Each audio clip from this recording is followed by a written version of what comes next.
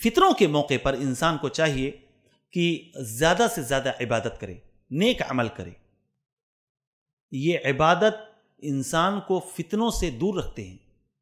اللہ کے نبی صلی اللہ علیہ وسلم نے فرمایا ہے العبادت عند الحرج کہجرۃ الیہ، قتل و غارت غری جب مچ جائے، فتنوں و فساد مچ جائے، جب فتنے ہر طرف پھیل جائیں، اس وقت اگر کوئی شخص عبادت میں لگا رہتا ہے اللہ کی، تو اس کو جو اجر ملنے والا ہے اتنا بڑا اجر ہے گویا کہ وہ میرے پاس ہجرت کر کے آیا ہے۔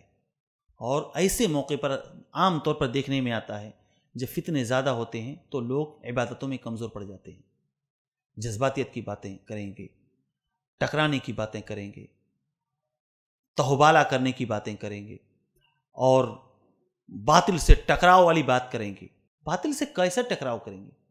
ہم اپنے اندر کے شیطان کو نہیں مار پاتے، ہم اپنی شہوات پہ، اپنے جذبات پہ ہمارا غلبہ نہیں ہے۔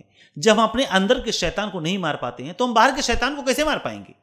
باہر کا شیطان تو اور زیادہ مشکل ہے۔ ہم اپنے اندر کے شیطان کو نہیں مار پا رہے ہیں، اپنی ایک ایک عادتوں کو ہم نہیں چھوڑ پا رہے ہیں، اب ہمارے اندر جو شہوات، جو شبہات پل رہے ہیں، جو پنپ رہے ہیں، ہمارے دلوں میں جو کینہ، کپٹ، بغض، حسد، جلن اپنے مومن بھائیوں کے لیے ہے، جو شہوات کے لیے ہمارے دلوں میں رغبت ہے، دنیا کے لیے جو حرص و طمع اور لالچ ہمارے دلوں میں موجزن ہے، اس کو ہم نہیں نکال پا رہے ہیں اور ہم غیروں سے ٹکرانے کی بات کر رہے ہیں۔